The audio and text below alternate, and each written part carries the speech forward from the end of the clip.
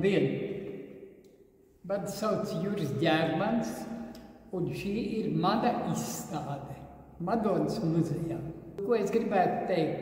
Es pats šodien tā kārtīgāk ieraudzīju visus savus darbus kopumā, un es esmu priecīgs. Man pašam liekas, ka šeit es esmu izpaudies tā, kā es esmu, tā es uztveru pasauli, tā es uztveru Latvijas dabu, cilvēkus, savus draugus.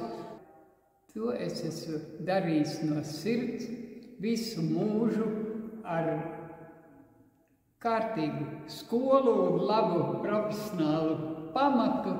Un ļoti skaisti, kad Madonas muzeja ir tāda gaisma, kas visu to ļauj labi uztvert. Es uz jauniešiem skatos caur savu bērnu prizmu. Man meita taču ir jau nākamā paudze, jaunāka par mani, un viņa man dod tādu pozitīvu iespēju. Mēs respektējam viens otru, ticam viens otram, palīdzam, ja vajag. Es esmu saņēmis no meitas palīdzību, arī es esmu zināmā periodā mēģinājis viņai palīdzēt jaunākos gados. Ko es varu teikt? Mums ir saticība un kopēja tāda mākslas mīlestība.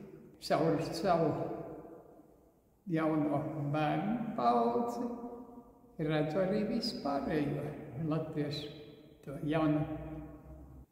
Es esmu redzējis sevišķi, ja nāk skolotāji ar veselu bērnu grupu.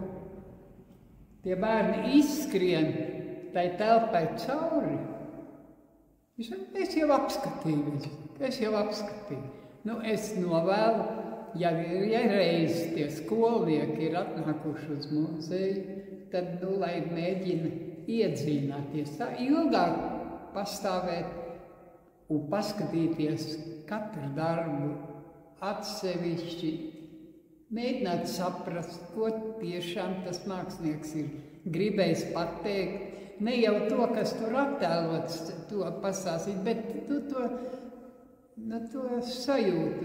Ļoti būtu svarīgi, ja skolās būtu vairāk šiem mākslinieciskie priekšmeti, jeb kā lai to saka. Kādreiz manā laikā skolā mācīja mākslas vēsturi. Vai tagad tā ir? Es nezinu, bet es novēlu, lai tā mākslas izglītība būtu valstiskā mērogā nopietnāka. Vienmēr jau novēlu visu to labāko, tas jau skaidrs, bet dzīve mainās, māksla mainās, iespaidi mainās, jo tagad ir jauniem māksliniekiem pavērt pasaules durvis, plašāk horizonti, plašāks iespējas. Ir iespējas salīdzināt tas, kas manā jaunībā tā nebija. Es pat nevarēju uz ārzemēm aizbraukt. Tagad, tur var sasmelties, un tas ir ļoti vajadzīgs.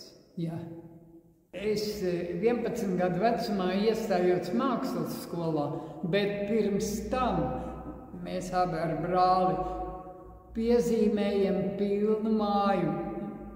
Mums jau papus deva papīru, un viņam bija vesels loksnis vienā stūrī nolikts, un mēs tik no rīta līdz vakaram zīmējām, un ka tagad es atceros tos burtiski bērnības zīmējums, tur bija ļoti daudz portretiski, ja cilvēku figūru zīmējumu, jau bez kādas skolas, tas jau bija iekšā, tas jau bija dabā, un vēlāk, kad skola to izkopa un papildināja, tad jau arī tas aizgāja visu mūžu, un varētu teikt, tādā īstākā mākslas virzienā, nevis tikai bērnu zīmējumu izpausmē.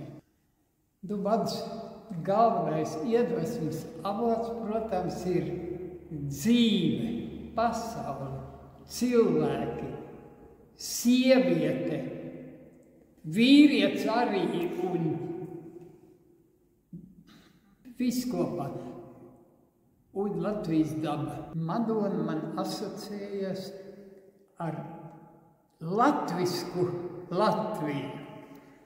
Tur ir kalni, tur ir līdzenumi, tur ir dārzi, tur ir cilvēki, pazīstami, savējie un kas iedvesmo. Cilvēki ir ļoti dažādi un situācijas ir dažādas un daudzi nenovērtē, daudzi nesaprot mākslas vispār nozīmi. Bet es domāju, ka tas ir izglītības jautājums un tas viss nokārtosies.